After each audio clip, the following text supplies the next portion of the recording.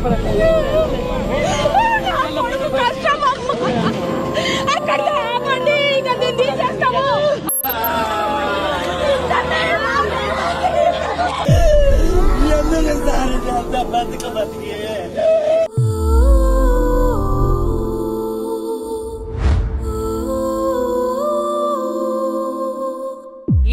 సంవత్సరం అయితే లేదు, సంవత్సరంలో మాకు ఇంత పెద్ద ఆట ఆడిపిస్తారు. నీకు గొప్పతనం ఉండొచ్చు, నీకు లక్షల కొద్దిగా ఉండొచ్చు, నీకు ఎకరాల భూములు ఉండొచ్చు, మాకు లేదురా. మాకు 50 గదాలు 60 గదాలు 70 గదాలు జాగాలు ఉన్నాం. మేము ఎట్లున్నాము మాకు తెలుసు. రాత్రి చూస్తే నిద్ర వస్తలేదు, లేకపోతే మాకు ఇంత ఈ సమయం సంపేయమని చెప్పాలి. సంపేసి మొత్తం తీసుకోమని.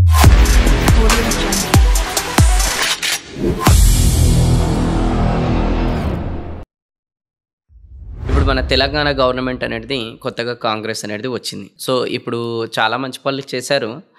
ఇప్పుడు కొత్తగా హైడ్రా అనేది కూడా తీసుకొచ్చారు. ఒక రకంగా చూసుకుంటే ఫ్యూచర్ జనరేషన్కి ఇది చాలా మంచి స్టెప్ అనే నేను అంటాను అనమాట. అండ్ దీని అందరం మనం సపోర్ట్ చేయాల్సినదే అనమాట. కాకపోతే ఏంటంటే ఈ ప్రాసెస్లో కొంతమంది పేదవాళ్ళకు కూడా అన్యాయం అనేది జరుగుతుంది. డబ్బున్న వాళ్ళకి కూలగొట్టేస్తే వాళ్ళు మళ్ళీ కట్టుకుంటారు ఎక్కడైనా పోయి. కానీ పేదవాళ్ళకి వితౌట్ ఇన్ఫర్మేషనో లేదంటే విత్ షార్ట్ టైం ఇన్ఫర్మేషన్ అనేది ఇట్లా కూలగొట్టడం ద్వారా వాళ్ళు రోడ్ పైనకి వచ్చేసి వాళ్ళకి తినడానికి తిండి కూడా ఇబ్బందిగా ఫీల్ అవుతున్నారు. మరి ఈ ప్రాబ్లం అనేది మీ దృష్టి ప్రకారం ఎలా సాల్వ్ చేస్తే బాగుంటుంది? మళ్ళీ వాళ్ళు ఏదైనా లీగల్గా మళ్ళీ ఏదైనా వాళ్ళు వెళ్ళొచ్చా? నెక్స్ట్ ఎక్కడైనా ఎవరికైనా అంటే యాజ్ పర్ లీగల్ ప్రకారం హైకోర్టుకి అప్రోచ్ కావచ్చా? ఎట్లుంటుంది ఇది? దీనికి ప్రతి పేదవాడికి ఎప్పుడు కష్టం వచ్చినా ఆనబుల్ కోర్ట్స్ అందుబాటులో ఉంటాయి. సో ఒక పేదవాడికి కష్టం వచ్చినప్పుడు ఒక నోటీస్ ఇవ్వకుండా ఇమీడియట్గా పేదవాళ్ళకు అంత అవేర్నెస్ లేదు కాబట్టి వాళ్ళు హైకోర్టు వరకు రాలేకపోతున్నారు. వాళ్ళు ఎఫర్ట్ లేని వాళ్ళు కూడా మనం హెల్ప్ చేస్తాం కంపల్సరీ.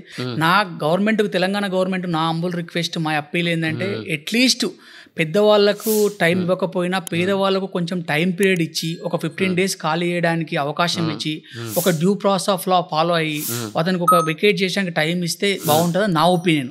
ఎవరికైతే అట్లాంటి even without issuing the notice కొంచెం మధ్య చేసిన అనుకో పేదవాళ్ళు కూడా వాళ్ళ రైట్స్ని చెప్పుకోవడానికి హైకోర్టులో మెట్లెక్కొచ్చు. Without issuing the notice to me directly they are forcibly వచ్చి నాది వెకేట్ చేపిస్తారు. దానివల్ల నేను వేరే ప్లేస్కి వెళ్ళడానికి నాకు కొద్దిగా టైం కావాలంటే ఒకవేళ జెన్యూనిటీ ఉంది పేదవాళ్ళని దృష్టిలో పెట్టుకుంటే కోర్ట్స్ కూడా ఆర్డర్స్ ఇస్తాయి. అంటే ట్రూ ఫ్యాక్ట్ చూసి. సో ఎందుకంటే సమాజం దృష్టిలో పెట్టుకుని హైడ్రా మంచి కాన్సెప్టే, we are very appreciating to the government. But meanwhile every common man ఎవరైతే below poverty line poor people ఉన్నారు, డైలీ లేబర్స్ ఉన్నారు, కొన్ని ప్లేసుల్లో వాళ్ళకి ఎక్కడ స్థలం లేక వాళ్ళకి ఉన్న ప్లేసుల్లో కొంతవరకు టైం ఇస్తే బాగుంటుందని నా ఒపీనియన్. దానివల్ల ప్రతి ఒక్కరికి హెల్ప్ అవుతుంది.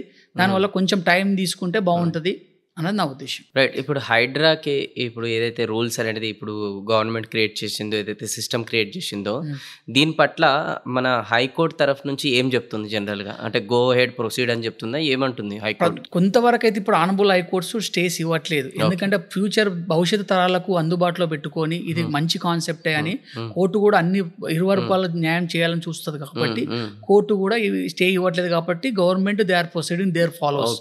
కానీ my only request to the appeal to the government is only కొంచెం బిలో పావర్టీ లైన్ వాళ్ళు ఎవరైతే ఉన్నారో, పేదవాళ్ళు ఎవరైతే ఉన్నారో, ఎవరికైతే సమాజంలో అవగాహన లేదో, ఇమీడియట్గా వాళ్ళు షిఫ్ట్ కాలేకపోతారో వాళ్ళకు ఒక at least 15 days to 30 days time ఇచ్చి వాళ్ళకు ఒక నోటీస్ ఇచ్చి వాళ్ళకు వేరే దగ్గర అకామిడేట్ చేస్తే బాగుంటుంది. పేదవాళ్ళకి బిలో పావర్టీ లైన్ ఎవరైతే ఉన్నారో వాళ్ళని ఒక ఐడెంటిఫై చేసి స్టేట్ వైడ్గా ఎక్కడెక్కడ హైడ్రా పరిధిలో వస్తారో వాళ్ళకు కొంతవరకు కంపెన్సేషన్ షేర్ చేసి కొంచెం భరోసా ఇస్తే ఇంకా బాగుంటుందని నా ఉద్దేశం. రైట్. ఇప్పుడు ఇందులో కూడా 2 issues ఉన్నాయండి. అంటే ఒకటి వచ్చేసి ఏంటంటే నోటీస్ అనేది ఇస్తున్నారు, ఓకే, బట్ ఆ నోటీస్ ఇచ్చిన 24 గంటల లోపలనే కూల్చేస్తున్నారు. వాళ్ళు ఏమంటున్నారంటే రేపు ఇంత లోపల ఇక్కడ షిఫ్ట్ అవుతాం, కొంచెం అట్లీస్ట్ మాకు 1 month అన్న టైం ఇస్తే షిఫ్ట్ అవుతారు, 1 week అన్న ఇస్తే షిఫ్ట్ అవుతామని అని అంటున్నారు. సో 24 గంటల లోపలనే కూల్చేస్తారు కాబట్టి అంత లోపలనే హైకోర్టుకి వెళ్ళేసి వాళ్ళు స్టే అనేది తెచ్చుకోలేరు కదా. దానికి ప్రొసీజర్ ఏంటి? ఎప్పుడైతే ఏ అథారిటీ, గవర్నమెంట్ అథారిటీ ఏ నోటీస్ ఇచ్చినా సెక్షన్స్ మెన్షన్ చేసి ఇవ్వాలి. ఏ యాక్ట్ ప్రకారం ఇస్తున్నారు, ఏ రీజన్ ప్రకారం ఇస్తున్నారు, they have to stated the everything in the notice. 24 hours notice ఇస్తే మనం ఆ నోటీస్కి మనం రిప్లై ఇవ్వచ్చు. నాకు కొద్ది టైం కావాలి, నాకు ఇది 30 days టైం ఇవ్వండి అని చెప్పి మీరు ఎక్నాలజ్మెంట్ కూడా ఆఫీసర్స్ ఇచ్చి ఎక్నాలజ్మెంట్ తీసుకోవాలి. తీసుకొని అప్పుడు వాళ్ళు టైం ఇవ్వకపోతే ఆ నోటీస్ని హైకోర్టులో ఛాలెంజ్ చేయొచ్చు.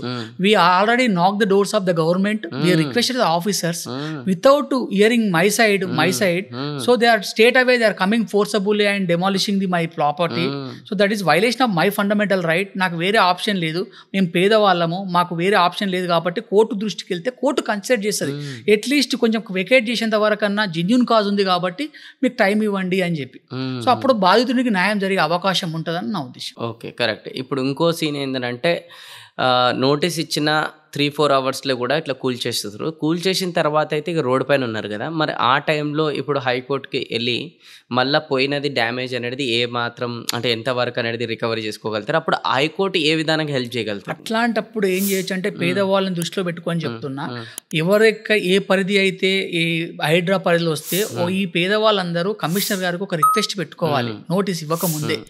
సో మా పరిధి ఇది వస్తుందని మాకు తెలిసింది, మాకు కొద్ది వరకు టైం ఇవ్వండి అని కమిషనర్ గారికి పెట్టుకుంటే కమిషనర్ గారు దాన్ని కన్సిడర్ చేస్తే అతను టైం ఇచ్చే అవకాశం ఉంటుంది. We have to request the first government, we have to request the officers.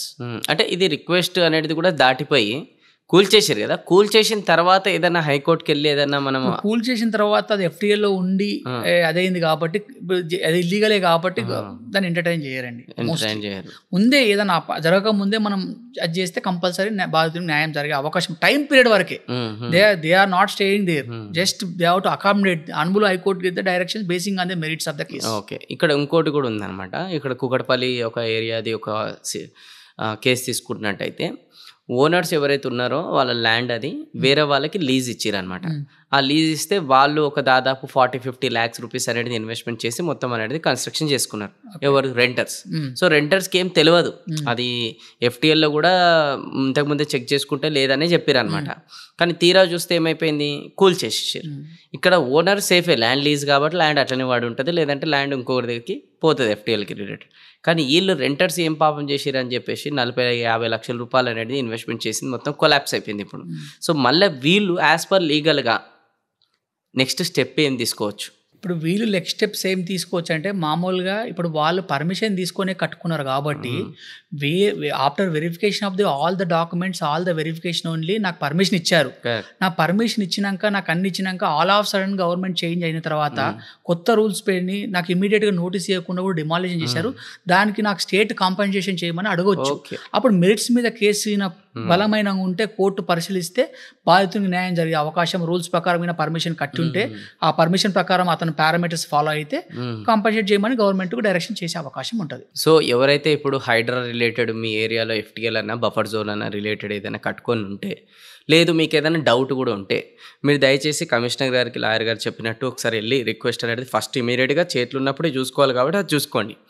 రెండోది, ఒక నోటీస్ ఇచ్చిన తర్వాత రిప్లై రిలేటెడ్ అనేది అది తీసుకోండి అండ్ రిటర్న్ ఎక్నాలెడ్జ్మెంట్తో తీసుకోండి. అది కూడా కొంచెం సేఫ్ సైడ్లో ఉండగలుగుతారు. రేపు కోర్టులో కేసేసినా కూడా అది మీకు మీ తరఫున ఏదైనా బాగుంటుంది. ఇక మూడోది వచ్చేసి ఏంటంటే, సరే ఇక మీరు టెనెంట్స్ ఉన్నారు, మీకు మొత్తం డ్యామేజ్ జరిగింది. సో అప్పుడు మీరు వెళ్ళి ఇట్లా అయ్యా మాదైతే ఓనర్లు మాకు బాగానే ఉందన్నారు, వీళ్ళు బాగానే ఉన్నారు, పర్మిషన్స్ కూడా ఇచ్చారు, కానీ వీళ్ళు వచ్చి ఇట్లా కూల్ చేసిరని అప్పుడు కూడా మీరు కేసు ఫైల్ చేస్తే యాజ్ పర్ అన్ని లీగల్ నామ్స్ ప్రకారం జస్టిఫికేషన్ కూడా జరుగుతుంది. సో ఈ వీడియోని చాలామందికి మీరు షేర్ చేసేసి చాలామందిని మీరు సేవ్ చేయాలని కోరుకుంటున్నాను నేను. Thank you.